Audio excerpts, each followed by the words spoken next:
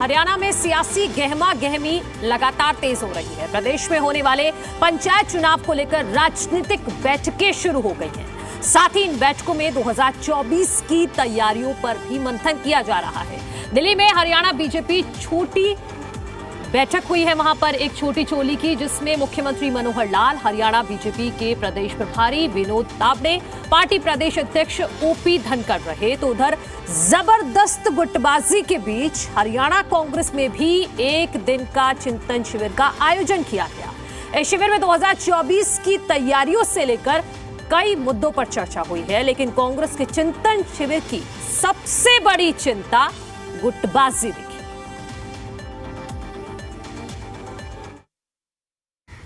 मुद्दों पर प्रमुख रूप से बात हुई है।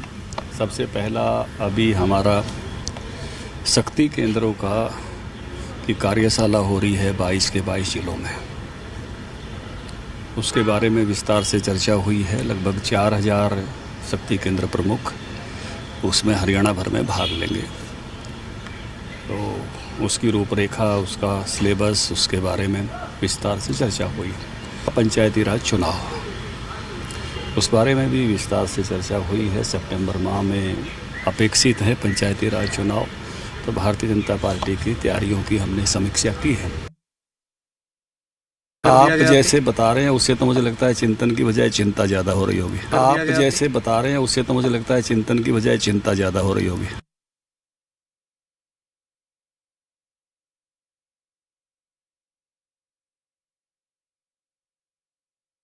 आज कांग्रेस पार्टी हरियाणा में नई नीति के तहत नई ऊर्जा के साथ आज के बाद हरियाणा में हम काम करेंगे और कांग्रेस का राज बनाने के लिए प्रत्येक उस व्यक्ति से हम संपर्क करेंगे। चाहे किसान की आवाज़ है, चाहे मजदूर की आवाज़ है, चाहे मिडिल मैन की आवाज़ है, प्रत्येक उस हरियाणा वासी की आवाज़ बन के हम हरियाणा की लोगों की रक्षा करेंगे, चाहे वो किसी मामले में।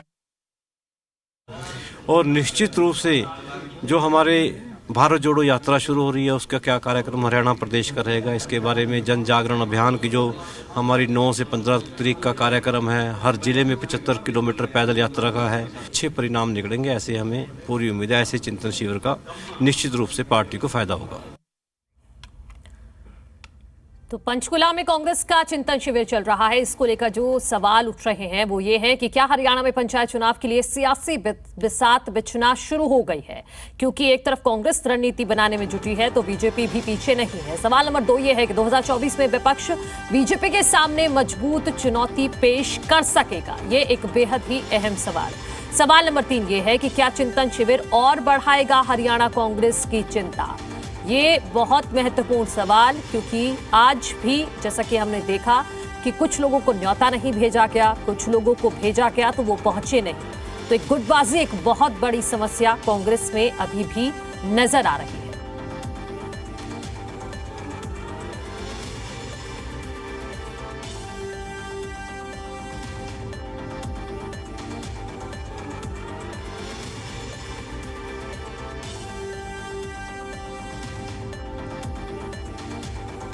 तो ये जो सवाल हैं वो हम आपके सामने रख रहे हैं। जो पंचकुला में चिंतन शिविर हो रहा है कांग्रेस का, और दूसरी तरफ बीजेपी की भी बैठक चल रही है दिल्ली में। एक बड़ी बैठक आज दिल्ली में की गई है बीजेपी की तरफ से। आम आदमी पार्टी अपनी स्ट्रैटेजी बनाने में जुटी हुई है, तो उसको लेकर कई सवाल उठ रहे हैं, क्योंकि 2024 में कौन सी पार्टी जनता के दिल में जगह बनाएगी, उसी को लेकर अलग अलग जगहों पर सबकी पार्टियां अपना मंथन करने में जुटी हुई हैं, रणनीति बनाने में जुटी हुई हैं। तो इसीलिए सवाल है, क्या सियासी बिसात बिछना हरियाणा में शुरू हो गई है?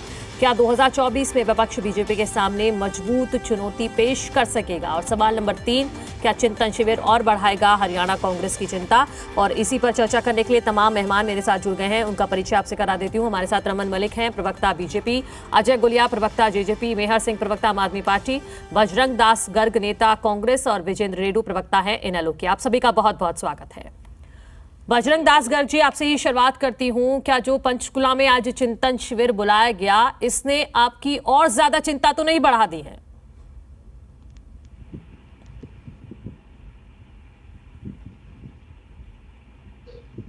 बजरंग जी, आपको आवाज आ रही है?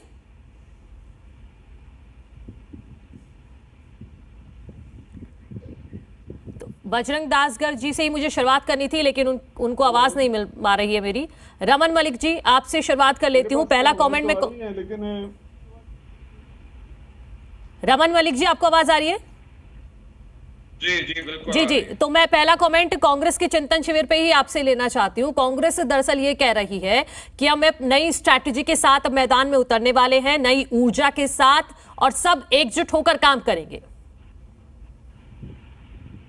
चलो जी, अच्छा है। हरियाणा की जनता के लिए ऐसे जो लच्छेदार बातें बहुत अच्छी बात है, क्योंकि विपक्ष का काम उतना ही इम्पोर्टेंट होता है जितना काम सत्ता पक्ष का हो। अच्छा विपक्ष और अच्छा सत्ता पक्ष एक देश की प्रगति के लिए, एक प्रदेश की प्रगति के लिए अनिवार्य है। लेकिन आज जो हुआ है उसको देखकर सिर्फ ये लगता है कि हुड्डा कांग्रेस और कांग्रेस का जो अंतर है वो स्पष्ट रूप से सामने आ गया। दूसरी चीज, चिंता शिविर है, ये चिंतन शिविर नहीं है। लेकिन इन दोनों के साथ साथ एक और चीज हुई, और वो है कि विपक्ष की भूमिका निभाने की जिम्मेवारी जिस कांग्रेस के ऊपर थी वो आज चिता पे नजर आई, क्योंकि उसके सारे अंग विखंडित हो रखे हैं और वो छिन्न विछिन्न हो रखे हैं। ये स्पष्ट रूप से ये दिखाता है कि कांग्रेस सत्ता में रहने के लिए भी एक फेलियर थी और विपक्ष में रहने के लिए भी एक फेलियर ही है।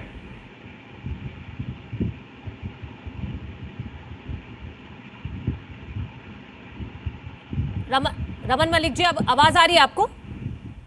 जी बिल्कुल आ रही है। हाँ, जी ठीक है। मैं एक कमेंट मेहर सिंह आपसे ले लेती हूँ, आम आदमी पार्टी के प्रवक्ता हैं। आप भी बड़ी जोर शोर से तैयारियों में जुटे हुए हैं, लेकिन जिस तरह से अब कांग्रेस मजबूती दिखा रही है, कांग्रेस ये संदेश देना चाह रही है कि हम मजबूती के साथ 2024 में लड़ने जा रहे हैं, तो उनका सामना आप कैसे करेगी आम आदमी पार्टी सरकार? आम आदमी पार्टी, माफ कीजिए। हाँ जी, मैं ये कहना चाहूँगा, अर्ज करना चाहूँगा कि लड़ाई तो जरूर लड़ेंगे, ये इसमें कोई शक नहीं है, और पहले से भी लड़ते आ रहे हैं। जैसे पहले भूपेंद्र हुड्डा जी सुरजेवाला से लड़ते थे, फिर शैलजा जी से लड़ते थे, फिर उसके बाद कुलदीप से लड़ाई हुई, फिर उसके बाद अब किरण जी से भी, शायद किरण जी आज आए नहीं उसमें, इनके चिंतन शिविर में। तो ये सब लड़ाइयाँ तो इनकी चल रही हैं। कुल मिलाकर ये है कि अपने आप को बचाने के लिए कांग्रेस को ही खत्म कर दें तो कोई हर्ज नहीं है इनको। इनके जो विपक्ष के जो नेता हैं आदरणीय हुड्डा जी, वो बेसिकली वो फ्री नहीं हैं एट प्रेजेंट। आज वो फ्री नहीं है। आज उनके पैर दबे हुए हैं, कांग्रेस के भी पैर दबे हुए हैं, बहुत से लीडर्स के, और इनके पंजे दबे हुए हैं। इसलिए ये कुछ ज़्यादा बीजेपी के खिलाफ नहीं कर सकते, और बीजेपी ने बड़ी शातिर तरीके से इनको निपटाने का काम छेड़ रखा है। अब ये बीजेपी और कांग्रेस की एक ही, कुछ इस तरह से कांग्रेस ही कहिए या बीजेपी की और कांग्रेस के लीडर की, जो मेन लीडर हैं, उनकी एक ही सलाह लगती है कि भाई अब इसको कांग्रेस को खत्म करना है। अपने आप ही खत्म हो रही है लड़ाई। तो उसका फायदा तो आपको मिल रहा है ना, उसका फायदा तो आम आदमी पार्टी को मिल रहा है। उसका फायदा हमें ये मिल रहा है कि कांग्रेस तो अपने आप को खुद ही खत्म कर रही है, और बीजेपी की अपनी नीतियों के हिसाब से। अब आप देखिए, कल की खबर है, अगर आप उसको देखें, पानीपत में, जींद में जो रोहतक रोड है, गुरुग्राम में, हिसार में जो सिविल अस्पताल में पानी, इनसे ये पानी नहीं रुकता। वैसे ही हरियाणा में इतनी ज़्यादा बारिश होती नहीं है, जो बारिश होती है इनके इतना पर इंतजाम ही नहीं कर पाते। इंतजाम क्यों नहीं कर पाते? ये सिर्फ हम संगठन में ही लगे रहते हैं, किसको खरीदें किसको। और अब कल परसों जो कलकत्ता में पकड़े गए, इस तरह के काम ये करते हैं। और कांग्रेस को लोगों ने समझ लिया है, अब कोई वोट देने का फायदा नहीं है, क्योंकि वोट खराब जाती है। और बाई चांस जीत, एक सेकंड, तो बाई चांस जीत भी गए तो बिक जाएंगे। और बीजेपी के पास बहुत पैसा है। अब इनका देखो, खनन माफिया, इनका जो ये टेरर फैला रखा है इन्होंने, जो ये फिरौती वाला माफिया है, और इसी तरह से कितने माफियाज हैं, कितना का नाम लें हम। अब ठीक है, ठीक है, आपकी बात आ गई है। ठीक है, इनिशियल कमेंट आ गया है। ठीक है मेहर सिंह जी। बजरंग दास गर्ग जी, आपको मेरी आवाज आ रही है? तो देखिए, तमाम बीजेपी भी कह रही है, आम आदमी पार्टी भी कह रही है कि देखिए, चिंतन शिविर करने से कुछ नहीं होगा। आपकी हर बार चिंता ज्यादा बढ़ जाती है चिंतन शिविर करने से। देखिए, चिंता जो बढ़ रही है वो सरकार की बढ़ रही है, भारतीय जनता पार्टी की बढ़ रही है। हमारे तो कोई चिंता है ही नहीं ना। मनु जी थोड़ी आवाज डबल क्रॉस कर रही है। हाँ, मैं ठीक करा देती हूँ। जहाँ आज जो हमारा कार्यक्रम रहा चिंतन शिविर, उसमें 8 प्रस्ताव आए, अनेकों नेताओं ने अपने विचार रखे, जिसमें महंगाई, बेरोजगारी, कृषि, खराब कानून व्यवस्था, नहीं, ये ठीक है, आप प्रस्ताव बता रहे हैं, ठीक है, आप विस्तार से बताइएगा, लेकिन ये बताइए कि कुमारी सैलजा को इनविटेशन भेजा गया था, CWC की वो मेंबर है ना, वो क्यों नहीं पहुंची? विधायक किरण चौधरी नहीं पहुंचे, कांग्रेस के प्रभारी विवेक बंसल को आपने न्योता ही नहीं दिया, कुलदीप बिश्नोई को भी नहीं बुलाया। ये सब गलत अफवाहें हैं जो सत्ताधारी पार्टी प्रचार कर रही है।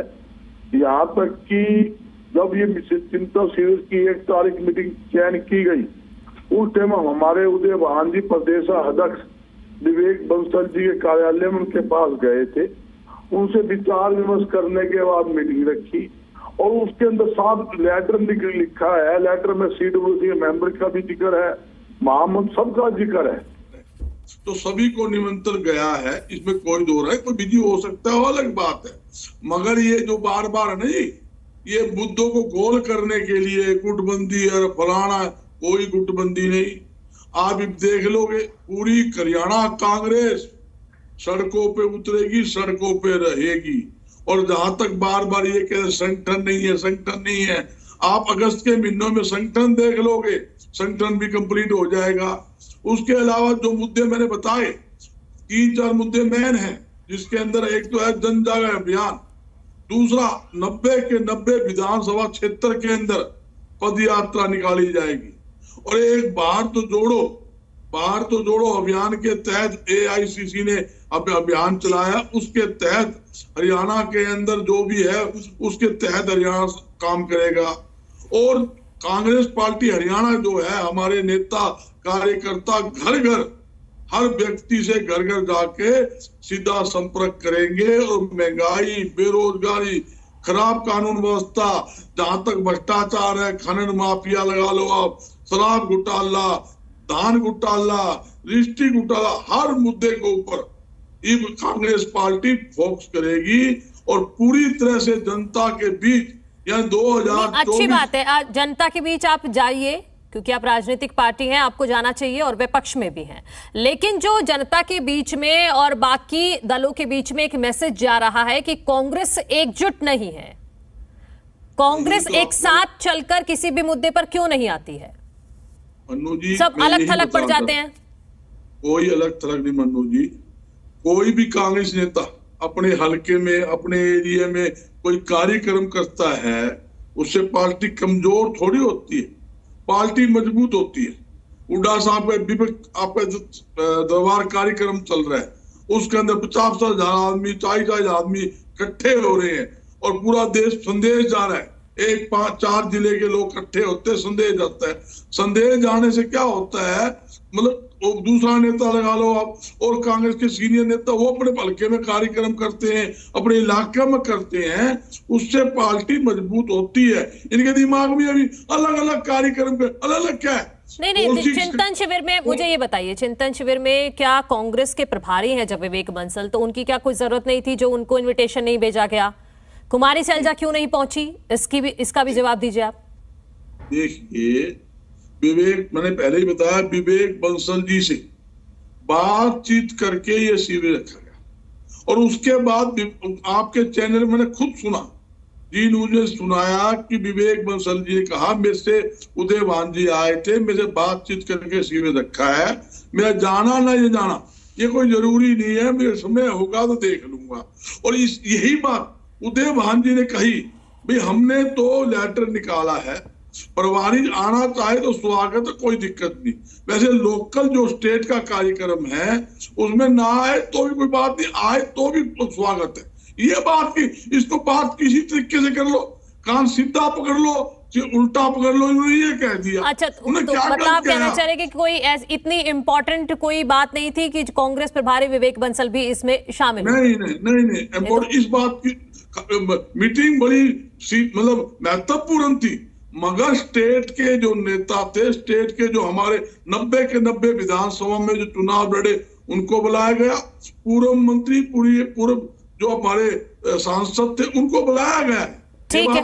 जो हमारे पार्टी प्रदेश प्रवक्ता थे या और जो जितने हमारे सेल बने हुए उनके पदाधिकारी सबको बुलाया है, इसमें कोई विधि है कोई न्यास का अलग बात है, मगर किसी प्रकार का मतलब भेदभाव नहीं है। ये नहीं बजरंग दास जी, आप भी कहीं ना कहीं दिल में जानते हैं कि ये चीजें तो हैं, ठीक है, अब आप नहीं बताना चाह रहे, छिपाना चाह रहे, ठीक है, ये आपकी मर्जी हो सकती है।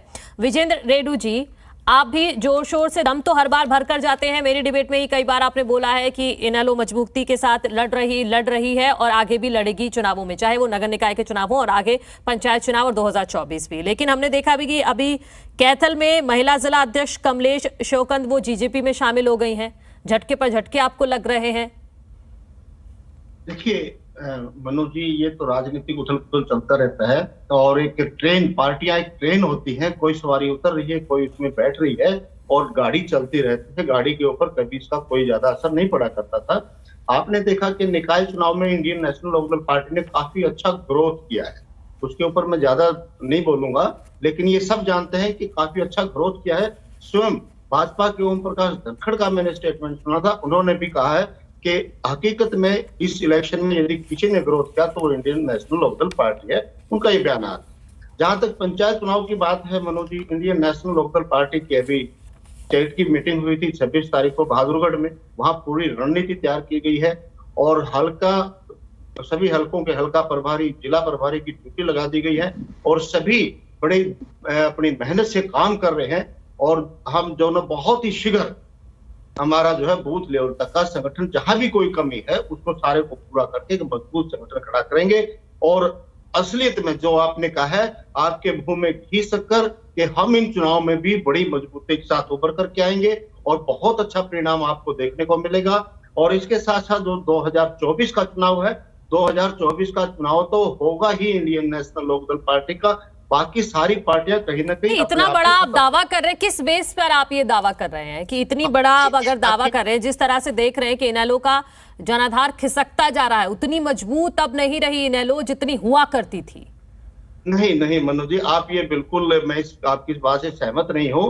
हाँ, ये मैं जरूर मानता हूँ कि 2018 में जब पार्टी में विघटन हुआ था उस टाइम में एक बार इनेलो जरूर डाउन चली गई थी और काफी नीचे चली गई थी। इस बात को हम सहर्ष स्वीकार करते हैं क्योंकि पार्टी में से एक और नई पार्टी का जन्म हुआ और ज्यादातर लोग जो है ना नई पार्टी के साथ चले गए थे। लेकिन अब धीरे धीरे सारे के सारे वर्कर और सारी पार्टी दोबारा से संगठित हो रही है और दोबारा से मजबूती के साथ हम इन चुनाव में, जैसे निकाय चुनाव में हमने मजबूती दिखाई, इसी प्रकार पंचायत चुनाव और 2024 के चुनाव में भी पूरी मजबूती के साथ हम चुनाव लड़ेंगे। और दूसरी बात मनोज जी, अभी कांग्रेस की आप बात कर रहे थे, देखिए एक कह रहे हैं कि हमने विवेक बंसल जी से बात पूछी, सलाह मशविरा किया, लेकिन वो आया नहीं।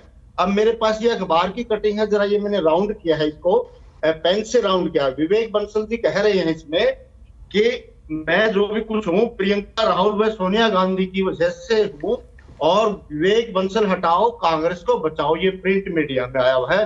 हरियाणा कांग्रेस का ये नारा है आज के दिन कि विवेक बंसल को हटाओ कांग्रेस को बचाओ। और उधर विवेक बंसल जी ये कहते हैं कि मैं जो कुछ हूँ प्रियंका गांधी, राहुल गांधी और सोनिया गांधी की बदौलत हूँ। तो इसमें कहाँ ये बात रह गई कि सब कुछ ठीक है, बल्कि मैं तो ये कहूंगा पहले प्रदेश स्तर पर इसमें फूट थी, लेकिन अब राष्ट्रीय स्तर भी हरियाणा की जो फूट है राष्ट्रीय स्तर पर चली गई है। जिस प्रकार से अजय माकन जी ने किरण चौधरी का नाम ले दिया, उधर किरण चौधरी के बचाव में कुछ जो है ना हमारे साथ MP MLA आ गए हैं, तो और बड़ी इसकी फूट उजागर हो गई है। और धीरे धीरे, ये मेरे साथी ने बिल्कुल सही कहा, वो शायद आपके प्रवक्ता थे, उन्होंने कहा कि लड़ाई तो लड़ रही है, ये लड़ रही है जरूर, लेकिन अपने आपस में ही लड़ रही है और यही लड़ाई आपस में नहीं का निर्णायक कोई फैसला हो जाए, यही कांग्रेस के लिए बहुत बड़ी लड़ाई है और इसी में इनका फैसला होना बड़ा मुश्किल है। लेकिन जहां तक आपने स्टार्टिंग में नाम लिया कि सभी पार्टियां अच्छे से प्रयोग कर अपना प्रयास कर रही हैं, वहां कहीं ना कहीं आप हमारा इंडियन नेशनल लोकदल पार्टी का नाम लेना भूल गई। देखिए मनोज जी, मैं बताऊं, आप पार्टी, आप जो पंजाब में जिससे बहुत बड़ी ताकत के साथ आप उभर करके आई थी, वास्तव में हर जगह चर्चा चली थी उसकी कि आपने पंजाब में बहुत कमाल करके दिखाया। लेकिन उसी के वहीं पर ठीक 3 महीने बाद जो संगरूर का इलेक्शन होता है MP का, उसी लोकसभा क्षेत्र में जहां इनको 6.5 लाख वोट मिली थी, वहां 2-2.5 लाख वोटों के ऊपर ये तुरंत आ जाते हैं। ठीक है, परिणाम है कि किस प्रकार से इस पार्टी का एकदम जो उपाड़ ठीक है विजेंद्र जी, ठीक है विजेंद्र जी, ठीक है। और एक मिनट, और जहां तक बीजेपी सरकार की मैं और बात कहना चाहूंगा, बीजेपी की सरकार ने 8 साल में हरियाणा प्रदेश जिस प्रकार से जन नहीं, ठीक है, मैं आगे आप बीजेपी पर बात कर लीजिएगा। ठीक है, मैं आ रही हूँ आपके पास, आ रही हूँ। अजय गुलिया जी, आपके पास आ रही हूँ। लगातार जेजेपी अपने संगठन का विस्तार कर रही है, हाल ही में 13 नए पदाधिकारी भी नियुक्त किए गए हैं, तो क्या मन बना लिया है कि अकेले लड़ना है 2024 का चुनाव? देखिए मनोज जी, प्रत्येक राजनीतिक दल की ये इच्छा होती है कि उसका दल मजबूत हो और ज्यादा से ज्यादा लोग उस दल के साथ जुड़े और वोट के रूप में अपना आशीर्वाद भी लोग उस दल को दें। ये प्रत्येक राजनीतिक दल की इच्छाएं रहती हैं, तो जननायक जनता पार्टी की भी इच्छा है। और देखिए, मैं एक चीज मानता हूं कि हम इस मामले में दूसरों से अलग इस बात को लेकर के हैं कि हम दावे नहीं कर रहे हैं कि हम ये करेंगे वो करेंगे। मैं एक चीज स्पष्ट करना चाहता हूं कि हम लोग तो अपने काम को लेकर के जनता के बीच में जाएंगे। जो वादे हम करके 2019 में आए थे, जिन वादों को आधार बना करके हमने सरकार में हिस्सेदारी करी थी, मैं मानता हूं अगर कोई छात्र 80-90% नंबर लेकर के आता है वो अच्छा छात्र होता है। तो लगभग सभी वादे, 90% वादे, लगभग सभी वादे जब पूरे कर देंगे तभी 2024 में हरियाणा प्रदेश के लोगों के बीच में वोट मांगने जाएंगे। और जो वादे हमने लोगों से किए थे वो सारे वादे जब पूरे होंगे तो लोगों के बीच में वोट मांगने जाएंगे कि आपने सिर्फ 8 महीने पुरानी पार्टी को 18 से 20% वोट देने का काम किया था, 10 सीटें देने का काम किया था, और आपके भाई बेटे ने, दुष्यंत ने, हरियाणा का डिप्टी चीफ मिनिस्टर होते हुए ये सारे वादे आपके से जो किए थे वो सारे वादे हमने पूरे करके दिखाए हैं। आप अपने बेटे को वोट के रूप में आशीर्वाद दें और इससे भी बड़े पद के ऊपर, हरियाणा प्रदेश के मुख्यमंत्री के पद पर। देखिए, सब राजनीतिक दलों की इच्छा है, अभी मेरे इंडियन नेशनल लोकदल के साथी भी बोल रहे थे और दूसरी पार्टियों के, हमारी भी इच्छा है कि हमारी पार्टी भी और विस्तार करे। आज 10 विधायक आए हैं, कल 50 भी हों और भी बढ़े। और दूसरी बात, मैं एक चीज स्पष्ट कर दूं आपके टीवी चैनल के माध्यम पे कि हम लोग गठबंधन धर्म निभाने वाले लोग हैं। भारतीय जनता पार्टी और जननायक जनता पार्टी मनोहर लाल जी के नेतृत्व में और दुष्यंत जी के कुशल और दूरदर्शी जो उनकी सोच है, हरियाणा प्रदेश को प्रगति उन्नति के पथ पर अग्रसर किए हुए है और बेहतर करने का प्रयास है। हमारी सोच ये रहती है कि जो काम किया है उसको और बेहतर किस प्रकार से किया जाए, उसी को लेकर के लोगों के बीच में जाएंगे और हम आशा करते हैं कि लोग वोट के रूप में अपना आशीर्वाद हमें जरूर देंगे। चलिए, ठीक है। हरियाणा कांग्रेस की फूट एक बार फिर जग जाहिर हो गई है, इस पर हम लगातार चर्चा भी कर रहे हैं और इस बार ये फूट कांग्रेस के विधायक नीरज शर्मा के बयानों से उजागर हुई है, जो अपनी ही पार्टी के प्रदेश प्रभारी विवेक बंसल पर आरोप लगा रहे हैं। नीरज शर्मा दरअसल ये कह रहे हैं कि विवेक बंसल राज्यसभा के पोलिंग एजेंट थे, जिन्होंने 29 विधायकों की मेहनत को खराब किया है। साथ ही चिंतन शिविर को लेकर नीरज शर्मा ने दावा किया है कि 2024 के विधानसभा चुनाव में कांग्रेस परचम लहराएगी। आज कांग्रेस का चिंतन शिविर जो था पंचकुला में था, सुबह 10 बजे से चिंतन शिविर जो आज संपन्न होने वाला है। 5 बजे आज लास्ट मीटिंग होनी थी। आज हमारे साथ कांग्रेस के विधायक नीरज शर्मा जी मौजूद हैं, उनसे भी हम बातचीत करेंगे कि अंदर चिंतन शिविर का जो आयोजन किया गया था उसमें विशेष जो आज मुद्दे थे क्या आज रखे गए हैं, उसके बारे में आज वो हमें आज बताएंगे विस्तार से। नमस्कार सर। नमस्कार जी। देखिए, विस्तार से तो 5 बजे हमारी प्रेस कॉन्फ्रेंस है, उससे कुछ देर में पता लगेगा। बाकी चिंतन शिविर में बहुत अच्छा विचार निकल के आ रहे हैं, सब साथी अपनी अपनी बात कह रहे हैं और मुझे भ्रष्टाचार पे बोलने का मौका मिला और जिसके ऊपर हमने आज अपने माननीय सांसद दीपेंद्र हुड्डा जी से गुजारिश भी करी है, क्योंकि जो भी मसौदे रखे गए थे, चाहे महंगाई का हो, चाहे बेरोजगारी का हो, चाहे सामाजिक न्याय का हो, चाहे कानून व्यवस्था का हो, सबके मूल मंत्र में अव्यवस्था में भ्रष्टाचार रूपी राक्षसी पाया गया। और ये सरकार भ्रष्टाचार में इतनी आगे बढ़ गई है कि अब जो ये तिरंगा अभियान चल रहा है इसके अंदर भी सरकार भ्रष्टाचार कर रही है, जो कि हमें बड़ा दुख हुआ। नहीं होना चाहिए। ये तिरंगा हमारी बहनों की कुर्बानियाँ हैं, माँओं की गोद उजड़ी हैं। आज जिस हिसाब से जबरदस्ती अवैध वसूली चल रही है तिरंगा अभियान के नाम पे, बड़ी शर्मनाक बात है। इस तरह का भ्रष्टाचार है तिरंगा यात्रा? मैडम जी, तिरंगा अभियान में इस तरीके का भ्रष्टाचार है कि सब जगह सरकारी डिपार्टमेंटों ने, हमारे शहर में आप चले जाओ, उगाही का धंधा बना रखा है। आपको कोई काम करना है 25 रुपये प्रति झंडे के हिसाब से पेमेंट करनी है। आपका स्कूल है तो स्कूल वालों को कह दिया है कि रेड क्रॉस में इतने पैसे जमा कराओ, इतने झंडे खरीदो, फिर वो स्कूल वाले आगे बच्चों को बेचेंगे झंडे। मैडम, हमारे तिरंगे का भी व्यापार होगा कि जब हमें ये पता लगता है कि 25 रुपये का सरकार झंडा बेच रही है। नहीं, ये सरकार की बहुत गलत नीति है। मैंने मेरे जिले के उपायुक्त महोदय से भी कहा है कि अगर जो कोई स्वेच्छा से तिरंगा अभियान में योगदान देना चाहता है, आप सरकारी डिपार्टमेंटों पे बोर्ड लगाओ, स्वेच्छा से लो, जबरदस्ती करके हमारे तिरंगे को, हमारे शहीदों को अपमान मत करो। जो 2024 के चुनाव होंगे उसमें कांग्रेस पार्टी निखर कर सामने आएगी। कैमरा पर्सन अश्वनी के साथ दिव्या राणा, जी मीडिया, पंचकुला। बजरंग दास गर्ग जी, आप लगातार कह रहे हैं कोई गुटबाजी नहीं है, कोई समस्या नहीं है, सब ठीक चल रहा है, लेकिन नीरज शर्मा ने कहा है कि विवेक बंसल ने तो हमारे 29 विधायकों के वोट खराब कर दिए। देखिए, हर नेता के अपने अपने विचार होते हैं। ये बात तो मानने की है कि 2 वोट गए हैं। एक वोट अपना कुलदीप बिश्नोई ने खुलेआम कहा था मैं तो वोट दूंगा ही नहीं, उसने वोट दे दिया। एक वोट कैंसिल हुआ है, ये एक बड़ा भारी चिंता का विषय है। जहां तक कि इन लोग में साथी बोल रहे थे कि हम तो ये करने जा रहे हैं, मैं इनसे बताना चाहता हूँ, अभय सिंह चौटाला ने ही आवाज मारी थी कि जेजेपी के 10 के 10 विधायक बिके हैं और मोटे पैसे लिए हैं, सबका नाम मैं उजागर करूंगा। कई बार मीडिया में बयान दिया, प्रेस कॉन्फ्रेंस करके बयान दिया। पता नहीं अभय सिंह चौटाला जी खड़े टाइम अपना वोट भी उन्हीं को दिया है जिन्होंने जेजेपी को वोट दिया था। एक राष्ट्रीय अध्यक्ष जेपी नड्डा जी आपका बयान में आपके चैनल पर सुन रहा था, वो क्या बोल रहे हैं, स्थानीय दल सब खत्म हो जाएंगे। और जेजेपी के नेता कहते हैं हम जेजेपी के उसका भारतीय जनता पार्टी से गठबंधन, दिलों का गठबंधन, हम साथ रहेंगे। इनको पता होना चाहिए, राष्ट्रीय का आज का बयान ही सुन लो, स्थानीय दल रहेंगे नहीं, साफ हो जाएंगे। इनको तो दूध में मक्खी होती था, मक्खी की तरह पकड़कर बाहर फेंकेंगे, ये अपने आप में चौड़ा हो जाए। ये कहते हैं हमने 70% जो वायदे किए थे वो पूरे कर दिए। आप ये बात तो ठीक ही, काफी वायदे पूरे किए हैं। धान घोटाला था, शराब घोटाला था, रजिस्ट्री घोटाले थे, खनन घोटाले, वो घोटाले के जो काम थे वो उन्होंने 70 नहीं 90 से ऊपर भी पूरे कर दिए, इसमें कोई दो राय नहीं। ये सिर्फ घोटाले की सरकार है। और देखिए जेजेपी नेता क्या बोलते थे 2019 का चुनाव तब विधानसभा में, यूं कहते अब की बार भारतीय जनता पार्टी यमुना पर, और वही लोग मलाई खाने के लिए आज भारतीय जनता पार्टी की गोद में बैठे हैं। इनको भी पता है इनका बुरा हाल होना है, इनको बाहर निकालना। ठीक है बजरंग दास जी, जेजेपी की हालत पर मैं उनसे जवाब ले लूंगी, लेकिन एक सवाल मैं फिर से दूसरे तरीके से अच्छा पूछ लेती हूँ।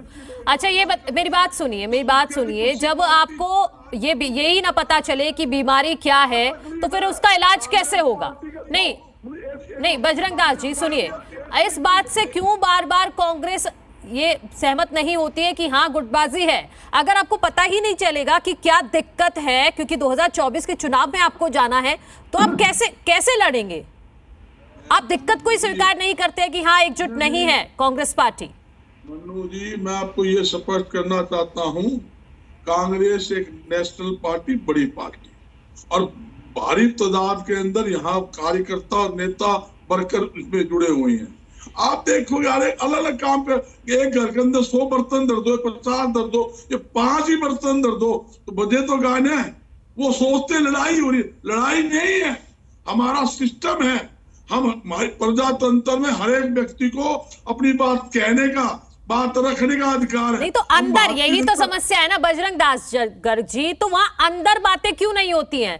कभी ट्विटर पे ट्वीट होता है, कभी सोशल मीडिया पे आके कोई बयान जारी कर देता है। अरे आपस में बैठ के सामने बात करिए, कोई भी दिक्कत है तो। मन्नू जी, मैं आपको यही बताना चाहता हूँ, ये भारतीय जनता पार्टी की तरह कांग्रेस पार्टी नहीं है जो तानाशाही दबा रखे, गला जोड़ते, सवेरे पे फरमान जारी करते हैं। इस लाइन के ऊपर बोलना है, विपक्षी पार्टियों को कंडेम करना है, भारत मुख इन जो स्थानीय पार्टी को खत्म कर, इनके बोलो।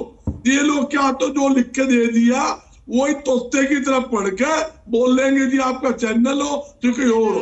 कांग्रेस पार्टी ऐसी पार्टी है, आ रही हूँ रमन मलिक जी, आपके पास आ रही हूँ। खुल के अपनी बात कहता है, खुद के बात रखता है। ठीक है, अच्छी बात है। आप ये बताइए, अरे बजरंग भाई पुराने तौर पे तो तुम भी हो, ऐसी पार्टी है क्या? कभी तो भाजपा में ही थे। और आप एक बात सुन ले बाबू, सुन ले रमन भाई, सुन ले, तेरी बात भी सुनूंगा। जहां आप ये देखिए, कांग्रेस पार्टी ने इस बात को खुली चीप की है कि कोई व्यक्ति ने कोई बात कहनी। चिंतन शिविर था, जिस विधायक को बुलवाया, 8 प्रस्ताव रखे, 8 अलग अलग नेताओं से अलग अलग प्रस्ताव रखे। ये नहीं कि एक ही आदमी बोल रहा है, एक ही आदमी प्रस्ताव रख रहा है, एक ही समर्थन कर रहा है, नहीं, अलग अलग व्यक्तियों ने प्रस्ताव रखे, उनका समर्थन सभी ने किया। उसके बाद चर्चा हुई है, उन 8 प्रस्तावों पर चर्चा की गई है और चर्चा करके निचोड़ निकाल के अब आपके सामने आधा घंटा सा डिटेल आ जाएगी। प्रेस कॉन्फ्रेंस शुरू हो चुकी है, उसके अंदर जो जो फैसले लिए गए वो सारे आपके सामने। ठीक है बजरंग दास जी, ठीक है। रमन मलिक जी, आपकी तरफ से भी दिल्ली में बैठक का आयोजन किया गया, बड़ी ये बैठक थी। ओम प्रकाश धनखड़ भी थे, रविंद्र राजू मौजूद रहे, प्रदेश प्रभारी विनोद तावड़े मौजूद रहे, खुद सीएम मौजूद रहे। क्या स्ट्रैटेजी बनाई जा रही है? 2024 में साथ लड़ना है या फिर अलग अलग मुकाबला करना है? स्ट्रैटेजी कभी भी मैडम टीवी पे डिस्कस करने के लिए नहीं होती। स्ट्रैटेजी का आंकलन टीवी पे बैठे हुए कुछ कथित बुद्धिजीवी कर लेते हैं, लेकिन जिस भी पार्टी की स्ट्रैटेजी होती है वो अपने आप करती है। हालांकि मैं अब इतनी सी बात बोलूंगा कि ये आपको समझना पड़ेगा कि आप कांग्रेस जिसकी बात करते हैं बार बार, ये कहा जाता था कि मनमोहन सिंह को रिमोट कंट्रोल से चलाया जाता है, लेकिन आज का विषय जो है ना, जो सबसे बड़ा विषय, वो समझने की बात है। भूपेंद्र सिंह हुड्डा सोनिया गांधी और राहुल गांधी को रिमोट से चला रहे हैं, और ऐसा कौन सा रिमोट है जिससे वो चल रहे हैं? पूरा संगठन तहस नहस कर दिया, सारे नेताओं को तहस नहस कर दिया, और सिर्फ भूपेंद्र हुड्डा की बात चलती है, तो इसका मतलब उस रिमोट कंट्रोल में कुछ ना कुछ तो राज है। और वो रिमोट कंट्रोल क्या आरती उतार रहा है गांधी परिवार की, ये सोचना है। दूसरी चीज, जहां तक बजरंग दास जी है, मैं इनको देखो, ये इधर उधर दोनों तरफ है। क्यों मैं बोलता हूं दोनों तरफ है? ट्रेनिंग रहे हुए। ठीक है रमन मलिक जी, प्रेस कॉन्फ्रेंस क्योंकि की जानी थी 5 बजे कांग्रेस की तरफ से, क्या स्ट्रैटेजी, क्या फाइनल हुआ, ये सुन लेते हैं जरा। चिंतन शिविर का आयोजन कांग्रेस के प्रदेश अध्यक्ष उदय और उसको जो उदयपुर में संकल्प लिया गया था, उसके संदर्भ में हमारे सभी जो सीनियर लीडर्स हैं, विधायक हैं, पूर्व विधायक हैं, हमारे फ्रंटल ऑर्गेनाइजेशन के हेड हैं, हमारे प्रकोष्ठों के अध्यक्ष हैं, हमारे एक्स डीसीसी प्रेसिडेंट हैं, एआईसीसी से हमारे secretary working president, CWC member, उन सभी को इसमें आमंत्रित किया गया था। और इस चिंतन शिविर में मुख्य तौर से 9 प्रस्ताव हमारे सीनियर जो साथी हैं उन्होंने रखे थे। राजनीतिक प्रस्ताव था, आर्थिक प्रस्ताव था, सामाजिक न्याय से संबंधित था, संगठन से संबंधित था, हमारे महंगाई से संबंधित था, लॉ एंड ऑर्डर से संबंधित था, कृषि और खेत मजदूर संगठन से संबंधित था, भ्रष्टाचार से संबंधित था। तो इस तरह से 9 प्रस्ताव आज रखे गए थे और लगभग 28 हमारे सीनियर लीडर्स ने और साथियों ने उसमें अपने सुझाव रखे थे। तो बहुत ही बेहतरीन ढंग से आज ये हमारा चिंतन शिविर का आयोजन हुआ। उसमें आगे की रूपरेखा तय की गई। उदयपुर संकल्प में 9 अगस्त से 15 अगस्त तक गौरव आशीर्वाद गौरव पद यात्रा के नाम से 9 अगस्त से 15 अगस्त तक हर जिले में 75 किलोमीटर तक हमारे सभी कांग्रेस के कार्यकर्ता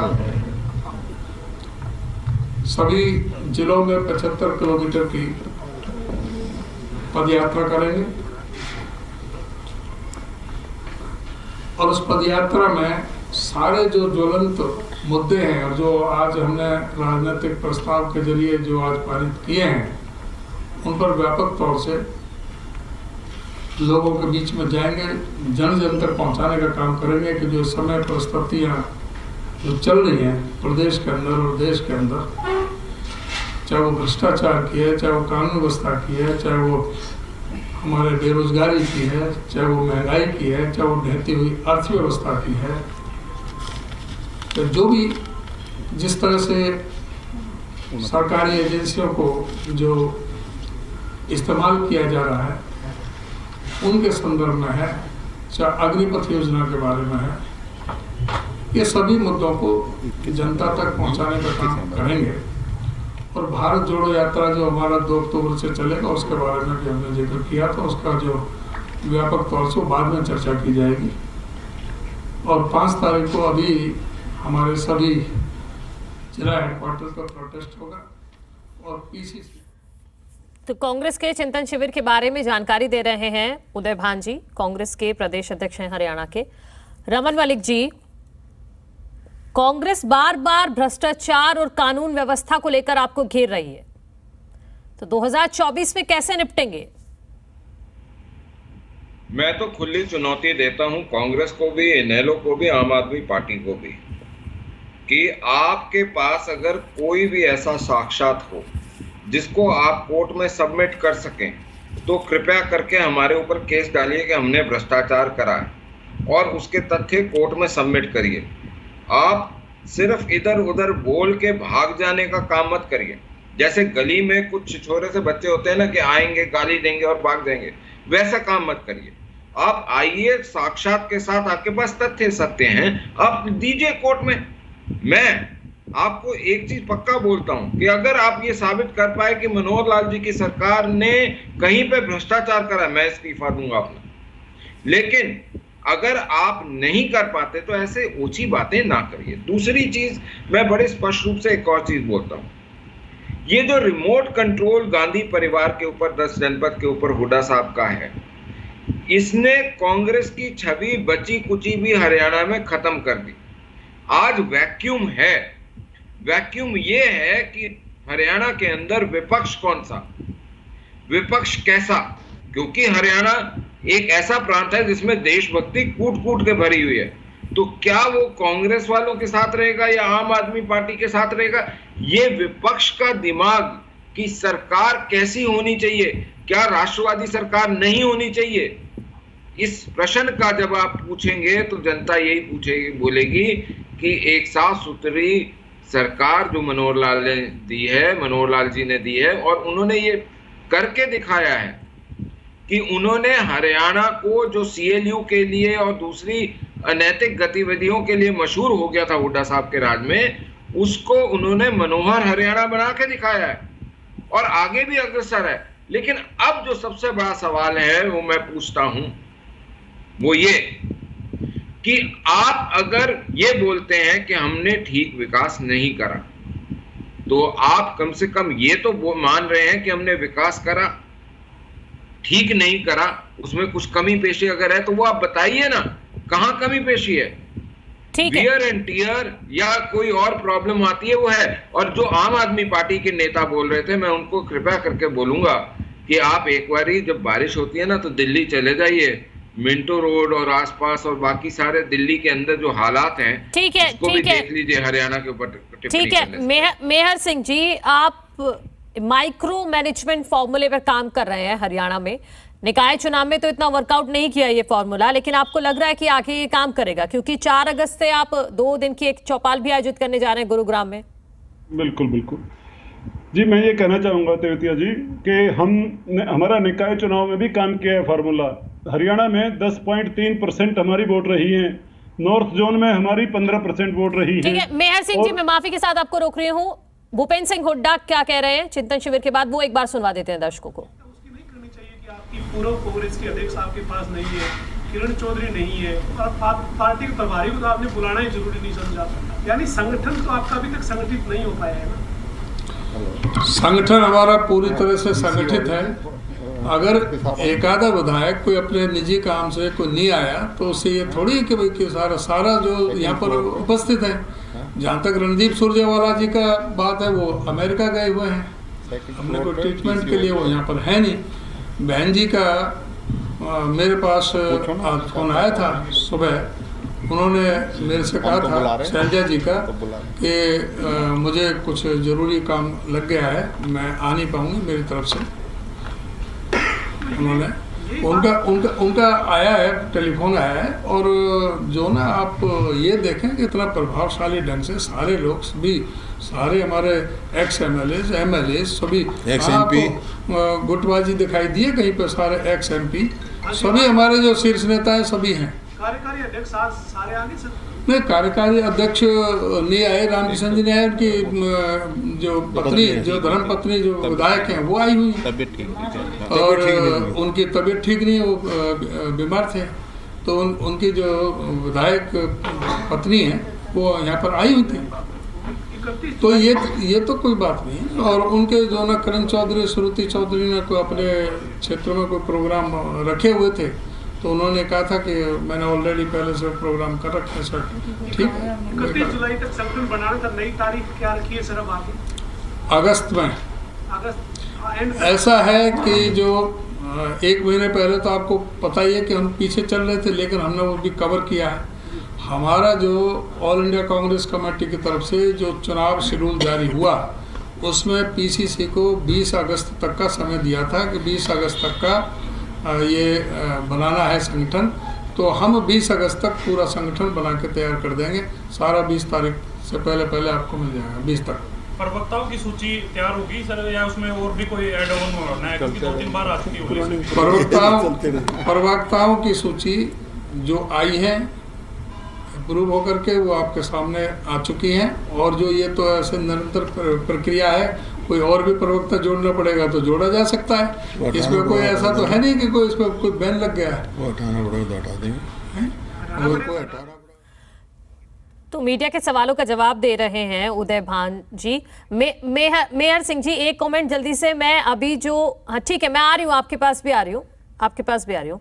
मेहर सिंह जी, जल्दी से आप अपनी बात पूरी कीजिए। और एक कमेंट इस पर कि जब पूछा गया है उदय भान जी से लोगों के बारे में कि कुमारी शैलजा क्यों नहीं आई या किरण चौधरी क्यों नहीं पहुंचे, तो उन्होंने बड़े ही असहज होकर जवाब दिया है। हालांकि रीजन उन्होंने बताए हैं। उनकी आवाज की टोन से ही लग रहा था। मैं कांग्रेस से एक बात पूछना चाहता हूं। इन्होंने एक बार अविश्वास प्रस्ताव लाए थे विधानसभा में, और इनके लीडर लाए थे भूपेंद्र जी, और वहां पर क्या हुआ, जब वो उसके लिए आया बोलने के लिए बात शुरू हुई, तो वो कहने लगे कि तो सेंटर के ला हैं, हम इस पर नहीं बोलेंगे। इसके क्या संकेत जाते हैं? यही संकेत जाते हैं कि बीजेपी और कांग्रेस के नेता गण हैं जो, उनमें साठगांठ है। भूपेंद्र जी उनसे सहयोग वो कर चुके हैं, साठगांठ कर चुके हैं बीजेपी के साथ, खासतौर पर चीफ मिनिस्टर के साथ, क्योंकि केस पेंडिंग है। उस तरह की प्रॉब्लम्स कांग्रेस में हैं, और कांग्रेस जो भारत जोड़ो कर रही है वो असल में कांग्रेस तोड़ो अभियान होगा। आप देख लेना इसको। ठीक है, कुछ नहीं कर पाएंगे। ठीक है मेहर जी। अजय गोलिया जी, आपने सुना, एक नई स्ट्रैटेजी के साथ अब कांग्रेस उतरने जा रही है। भारत जोड़ो अभियान चलाया जाएगा, हर जिले में 75 किलोमीटर की पदयात्रा की जाएगी। करनाल में जो हुआ DDP के द्वारा। नहीं, देखिए मनोज जी, मैं एक चीज कहता हूँ, जो दुर्भाग्य है मेरे प्रदेश का कि ये लोग अभी ठीक है मेहर सिंह जी, सुन लेते हैं। दूसरे को कम आकर के या उसकी बुराई करके अपना कोई काम गिना पाए। देखिए, मैं चाहता हूं एक उसकी राजनीति हो। हमारे दल की ये सोच है कि आप जो आपने काम किया तो उस आधार पर आपको चुने। और देखिए, इस प्रेफरेंस में किसने क्या बात नोट करी, लेकिन एक बात मैंने जरूर नोट करी और उसको दोबारा भी सुना जाए, और आपसे मैं अनुरोध करूंगा इसको चलाएं। ये इसमें कांग्रेस अध्यक्ष जवाब नहीं दे रहे थे, उनको कोई डिक्टेट कर रहा था पीछे से, word to word dictation, word to word उनको कोई पीछे से बताया जा रहा था कि ये कोई हटाना पड़ेगा, कोई नया लाना पड़ेगा। उनका फोन आया था, आप इसको सुन लें पीछे से। देखिए, प्रदेश अध्यक्ष हुड्डा साहब ने तो जो भी उनके, मैं कहना तो नहीं चाहता, जो उनके दलित प्रदेश अध्यक्ष रहे अशोक तंवर जी, उनका किस तरह से अपमान किया, कुमारी शैलजा जी का किस तरीके से अपमान किया, और अब जो नए बने हैं उनको बिल्कुल अपने इशारों पे रिमोट कंट्रोल से उनको चला रहे हैं। वो जब प्रेस कॉन्फ्रेंस कर रहे थे तो उनके पीछे बैठ करके उनको डिक्टेट किया, उनको शब्द वर्ड टू वर्ड उनको बताया जा रहा था उनको क्या बोलना है। देखिए ये आगे बढ़ने की बात करते हैं, मैं तो कहता हूँ ये तो फुटबॉल सॉकर के अंदर आपने देखा होगा कुछ खिलाड़ी। ठीक है अजय गुलिया जी, ठीक है, मेरे पास वक्त की कमी है। विजेंद्र जी, लास्ट कमेंट मैं आपसे लेना चाहूंगी। अब कांग्रेस ने नई स्ट्रैटेजी बनाई है कि भारत जोड़ो अभियान शुरू करने जा रही है। कांग्रेस 75 किलोमीटर की पदयात्रा हर जिले में निकाली जाएगी, उसकी काउंटर स्ट्रैटेजी में आपके पास कुछ है? देखिए मनोज जी, हमारे पास बहुत अच्छी पॉलिसीज भी है और हमारी अच्छी रणनीति भी है। इनसे ये तो आपने देख लिया जिस प्रकार से पहले प्रदेश अध्यक्षों के साथ हुआ, और कहीं ना कहीं गुलिया जी इस बात को थोड़ा सा रोक गए। मुझे ये लग रहा था कि भूपेंद्र हुड्डा जी चाबी लगा रहे थे और उदय भान जी बोल रहे थे, सारी भूपेंद्र हुड्डा जी उनसे बतवा रहे थे। लेकिन इंडियन नेशनल लोकदल पार्टी आज सभी पार्टियों से इसलिए आगे है क्योंकि आज तक ये पार्टियां ये फैसला नहीं कर पाई कि चुनाव सिंबल पर लड़ेंगे या नहीं लड़ेंगे। और अभय सिंह की चौटाला ने बहुत पहले घोषणा कर दी कि भाई हम बिल्कुल मैदान में आ गए हैं और हम जिला परिषद को सिंबल पर लड़ने जा रहे हैं। आजकल किसी भी पार्टी ने यह फैसला नहीं किया। एक बात और मनोज जी मैं कहना चाहूंगा, अभी हमारे भाई गुलिया जी कह रहे थे कि हमने लगभग जो है 70 से 80% कार्य कर दिए हैं 2019 के घोषणा पत्र। क्या आपने सहकारी बैंकों का कर्ज माफ किया? मैं आपका घोषणा पत्र पढ़ रहा हूँ गुलिया जी। क्या आपने पेंशन स्कीम बहाल की कर्मचारियों? क्या आपने पंजाब के समान वेतनमान लगवाया? क्या वृद्धावस्था पेंशन 5100 रुपए की? क्या पेंशन आयु महिलाओं की 55 और पुरुषों की 58 की? क्या हरियाणा के लोगों को महत्वपूर्ण पद हरियाणा प्रदेश में दिए जाते हैं? क्या बेरोजगार को 11,000 का भत्ता दिया गया? क्या एमएसपी पर 100 रुपए बोनस दिया गया? क्या गांव में शराब के ठेके बंद किए गए? क्या ग्रामीण बच्चों का 10 अंक एक्स्ट्रा नौकरियों में मिलने शुरू हुए? क्या चालान की दरों में कमी हुई? क्या ड्रग मुक्त बना? ये गुलिया जी मेरे देखिए, ठीक है आप कहेंगे ये है, लेकिन जनता जानती है, पूरी जनता को पता है। वो घोषणा पत्र आप बिल्कुल गूगल पे पड़ा है, कहीं से भी निकाल करके कोई भी देख लेगा। नहीं गूगल पे क्यों पड़ा है? अरे मैं कह रहा हूँ मामले जो किया है वो आप बताइए, जो नहीं किया उसका 33% अधिकार महिलाओं को राशन वितरण प्रणाली के अंदर देने का काम हम लोगों ने किया। 75% का अधिकार हरियाणा प्रदेश के युवाओं को रोजगार पे, उसकी बात जिस प्रकार से कांग्रेस वाले क्या देने से आप लोग तो कहते थे मारुति जाएगी। विजेंद्र जी आपकी आवाज क्लियर नहीं आ रही। मुझे लास्ट कमेंट बजरंग दास जी आपसे लास्ट कमेंट मैं आपसे लेना चाहूंगी। अभी भी आप कहेंगे कि सब ठीक है कांग्रेस में? आपने भी सुना, बॉडी लैंग्वेज को परख पाए होंगे आप भी। मनु जी बहुत अच्छी तरह बॉडी लैंग्वेज मैंने भी देखी, आपने भी देखी, आपके चैनल में दिखाई। इन्होंने कहा झूठ तो आपके सामने आ रही है, पीछे से कोई बैक बोल रहा था, आगे से बोला जा रहा था, कहीं भी ऐसी बात नहीं थी। इतनी स्पीड के अंदर बोल रहे थे, मतलब उदय भान जी पूरे कोई आम नेता नहीं है, बहुत सीनियर नेता है, 4 बार विधायक रह चुके हैं, वो परिवार खानदानी राजनीतिक परिवार है। क्या ये बात रमन मलिक जी सर पकड़ रहे हैं अपना बात रमन मलिक जी सुन लो। रमन मलिक जी ये कह रहे थे भी जहाँ घोटाला हो बताइए। अरे बंद रजिस्ट्रियां, कोरोना के समय में रजिस्ट्रियां बैन थी, अरबों मैंने बता दिया करनाल में घोटाला था, कर लो क्या करोगे? पुलिस में करोड़ों रुपए की शराब भेज दी, उसका भी प्रूफ चाहिए इनको। खनन घोटाला, पहाड़ के अवैध खनन के कारण, पहाड़ सरकने के कारण कितने मजदूर मर गए, उनका नहीं। बजरंग दास जी पता है आपके साथ दिक्कत ये है कि जब मैं कांग्रेस की बात करती हूँ आप कांग्रेस को छोड़कर सरकार पे, ठीक है, सरकार पे तमाम आरोप लगाना शुरू कर दे। ठीक है, मेरे पास इतना ही वक्त था आज के लिए। आप इस चर्चा में शामिल होने के लिए आप सभी का बहुत बहुत शुक्रिया। तो कांग्रेस का एक दिन का चिंतन शिविर आयोजित किया गया पंचकुला में, लेकिन तमाम सवाल जो हर बार चिंतन शिविर के बाद खड़े हो जाते हैं कि क्या चिंतन शिविर और चिंता बढ़ा रहे हैं कांग्रेस की, ये सवाल अभी भी जस का तस बना हुआ है।